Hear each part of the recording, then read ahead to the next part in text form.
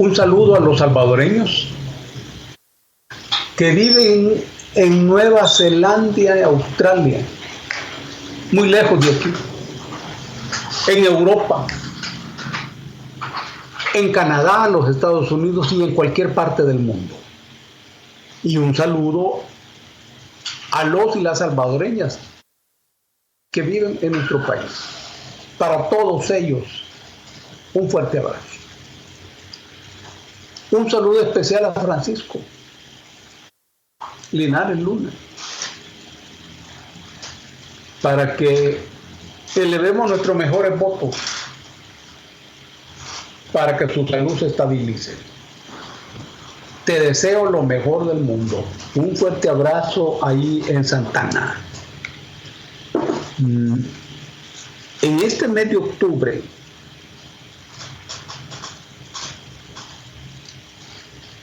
se realizó la revolución bolchevique en Rusia en 1917. Este fue el acontecimiento político más relevante del siglo XX. Rusia, un inmenso país de más de 17 millones de kilómetros cuadrados, sometido a un férreo poder de los zares. Pero sin embargo, en el escenario de la Primera Guerra Mundial se crearon las condiciones para que ese poder fuera derrotado. Fue un proceso bajo la dirección genial de Lenin, que organizó el pensamiento y organizó la acción. Conmemoramos esa notable victoria de los obreros y los campesinos y el pueblo ruso. El centro fue San Petersburgo. También en el mes de octubre, pero de 1979, se dio el último golpe de Estado aquí en el país. No es que no va a haber otro golpe de Estado, ese es el último en la historia. Sui generis, movido por los acontecimientos de la Revolución de Nicaragua. Y con la idea del dominó, pensando que si la revolución había triunfado en Nicaragua, también sería aquí. Ese golpe necesita ser estudiado, porque cada golpe de Estado tiene sus propias características. Este abrió la puerta de par en par para que irrumpiera el pueblo salvadoreño, organizado a todo nivel, y acometiera la guerra popular más desarrollada, más extensa y más profunda de nuestra historia. Ese fue un acontecimiento clave, muy clave. También en este mes de octubre, pero en 1980, 5 organizaciones político-militares, el Partido Comunista, la Fuerza Popular de Liberación, la Resistencia Nacional, el Ejército Revolucionario del Pueblo y el Partido Revolucionario de los Trabajadores Centroamericanos, nos pusimos de acuerdo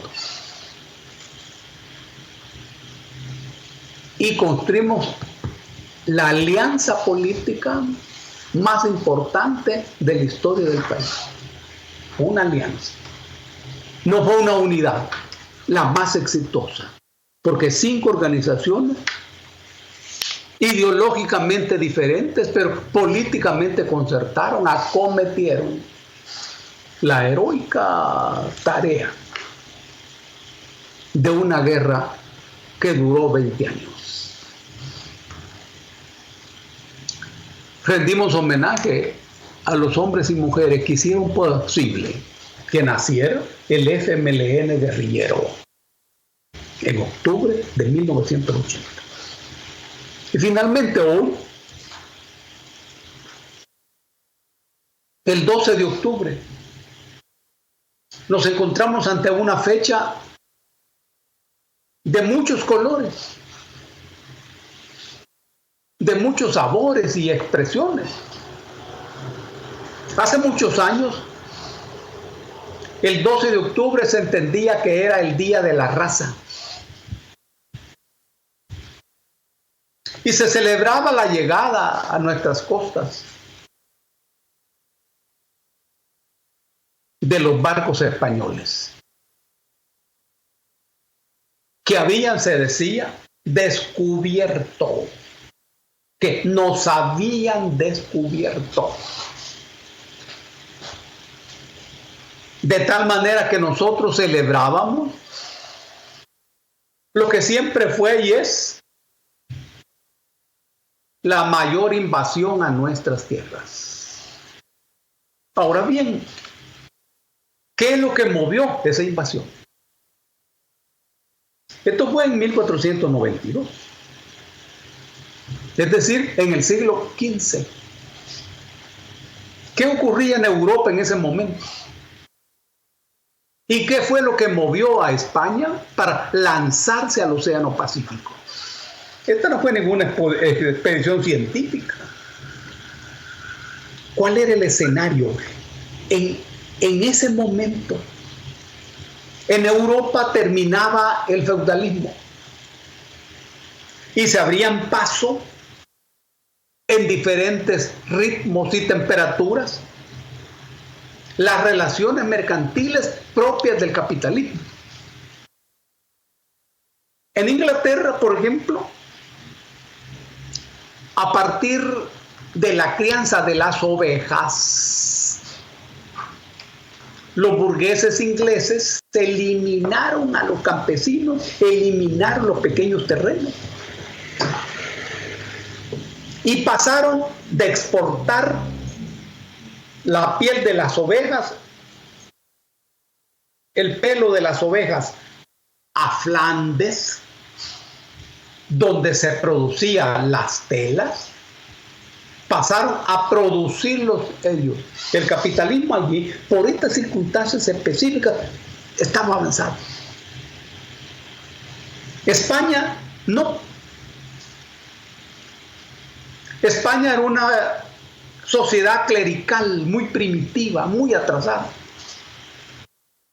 en donde predominaba la nobleza. Pero sin embargo, en 1492 ocurre un acontecimiento de gran importancia. Los castellanos, es decir, la gente de Castilla, del reino de Castilla, cuya reina era Isabel la Católica, derrotaron a los moros y toman el control de la ciudad de Granada.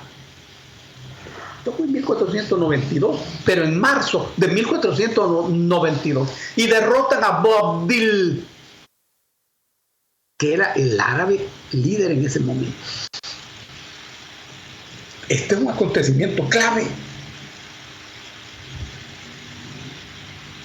Porque España culmina una guerra de más de 700 años, que fue el momento cuando los moros son llamados a España. Llamados a España para intervenir en la solución de un conflicto. Y se quedaron 700 años. Claro, para España la presencia árabe fue signo de civilización, de desarrollo, de cultura, de educación. Y la victoria de los castellanos fue expresión de atraso, de fracaso. Pero, al mismo tiempo, los de Castilla expulsan a los judíos de Cataluña. Le llamaban sefarditas.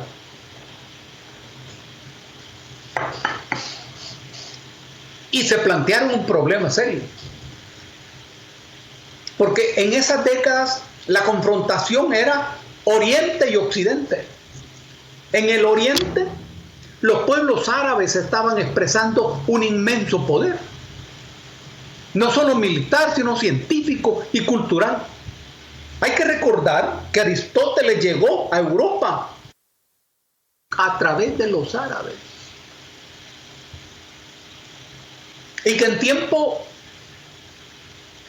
de Tomás de Aquino, Aristóteles era prohibido. Al principio. Tomás de Aquino hasta fue perseguido. Los árabes. Recordemos que se organizaron las cruzadas con el pretexto de liberar las tierras santas de los infieles. Los infieles eran los pueblos árabes, que eran los dueños de esas tierras. Jesucristo mismo, ¿acaso no era judío? Pero el pretexto era liberar los sitios sagrados. Pero la realidad era la búsqueda de un paso para las caravanas de mercaderes que iban rumbo a los mercados del Oriente, sobre todo a la India y China. Siglos antes, Marco Polo había llegado a China en tiempos de Kublai Khan, es decir, de los emperadores mongoles que organizaron la dinastía Yuan. En ese momento llegó Marco Polo a China y estuvo ahí 27 años. Pero en este momento del que estamos hablando, los árabes impedían el paso de la mercadería de Occidente hacia el Oriente. Este es el problema. Y Europa no tenía capacidad militar para resolver eso. Eran los árabes. Hay que agregar que en 1453 los turcos habían derrotado al Imperio Romano de Oriente y habían tomado el control de Constantinopla. Y le cambiaron nombre de inmediato y le pusieron Estambul, que es hasta hoy la capital de Turquía. Entonces las aguas del Mediterráneo eran controladas por los barcos turcos y los barcos árabes. Esta es la razón geopolítica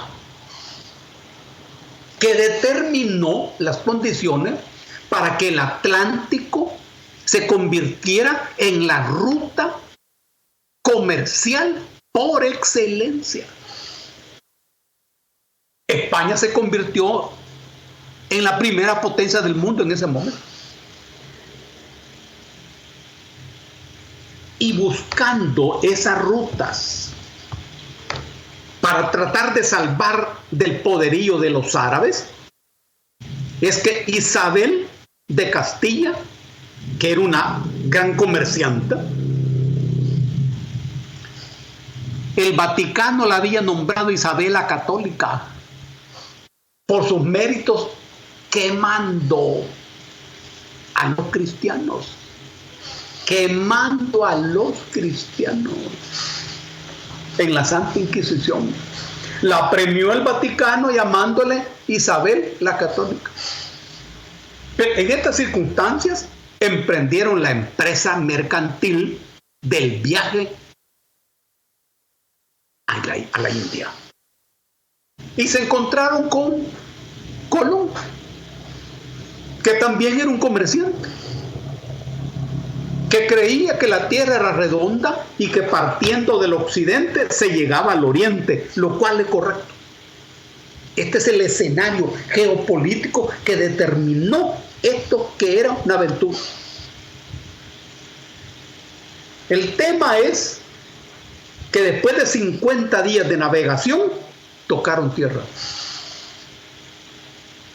en las Bahamas, en un lugar llamado Península de Guanacabibes, punto perdido en el espacio. Creyeron que era la India, por lo menos Colón, y empezó todo un largo proceso. Había llegado a las Antillas y ahí pasaron más de 30 años, porque luego se encontrarían con Cuba, con la Española, que hoy es República Dominicana y Haití. Quedaron locos por Cuba. Cuba llegó a ser más desarrollada que España misma. Bien.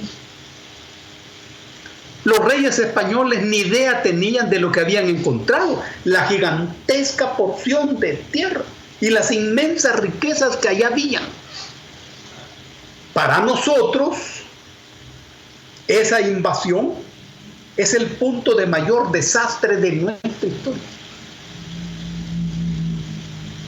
Por eso es una buena noticia que hoy, el 12 de octubre, sea el Día de los Pueblos Originarios.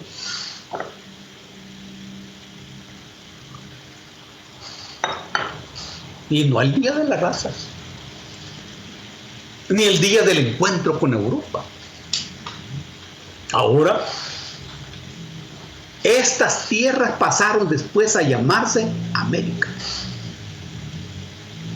a partir de una conspiración de los florentinos, porque Colón era genovés, el gran navegante,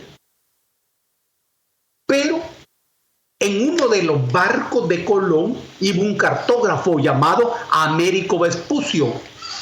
El cartógrafo es el que iba en cada nave haciendo el mapa de las zonas que iban visitando, calculando la longitud, que es vertical en el planeta, y la latitud. Era un trabajo científico. Él no se metía en nada, iba haciendo eso. Este tipo se llamaba Américo Vespucio. No era navegante, era cartógrafo. Pero él, después de este viaje, escribió un libro que le llamó El Nuevo Mundo. Y describe lo que él había visto. Eso circuló en Europa. Y todo el mundo creyó que él era el descubridor. Entonces, los florentinos, moviendo sus piezas, incluyendo a Nicolás Maquiavelo, influyeron para que en los mapas empezara a aparecer el nombre de América, a partir de el nombre de Alberico Vespucci. En italiano no existe la palabra Américo, sino Alberico. Ellos se la arreglaron. Por eso es que estas tierras se llaman América, a partir de una conspiración de los florentinos. Ni el nombre le pusimos nosotros. Es un nombre europeo. Pero esto le quedó siempre grande a España. Y su control duró más de 300 años. O hasta el siglo XIX, cuando se dieron las condiciones para la independencia. Ahora bien, antes de eso, el poder que ganó España le permitió que un poco menos de 100 años después, la Armada española derrotara a la Armada turca en la batalla de Lepanto. Ya ese poder era expresión del poder logrado con el robo, el pillaje, la explotación que esos personajes hicieron de nuestra riqueza. Hay algo más. Las riquezas de América determinaron lo que se llama acumulación originaria para el desarrollo del capitalismo planetario. Sin esta invasión a nuestras tierras, el capitalismo hubiera tenido muchas dificultades. Miren la repercusión de esos acontecimientos. Y a partir de la invasión a nuestras tierras, vino el declive de los pueblos árabes, lo que significó una victoria de Europa, asegurando el control de los mercados del Atlántico, significó al mismo tiempo la derrota de los pueblos árabes hasta hoy. Hasta hoy. De tal manera que es cierto, la llegada de estos personajes funestos a nuestras tierras tiene esa importancia histórica, pero nosotros no tenemos nada que celebrar. Nosotros tenemos que celebrar las victorias y los avances de la lucha de nuestro pueblo. Es más, el mismo nombre de nuestro país no lo pusimos nosotros. Lo pusieron los europeos. Tiene que ver con la batalla de Belgrado de 1447. Era papa en Roma Calixto III y él dijo que en Belgrado se había salvado el mundo. En Belgrado se enfrentaron ejércitos turcos y ejércitos europeos. Los turcos perdieron la batalla. Cuando nos invadieron, la primera tierra que tocaron, Guanacavives, como he dicho, le llamaron San Salvador. De ahí viene el nombre de nuestro país. Celebremos siempre la lucha y la victoria de nuestro pueblo en todo el continente. Eso somos nosotros. Un abrazo para todos y para todas.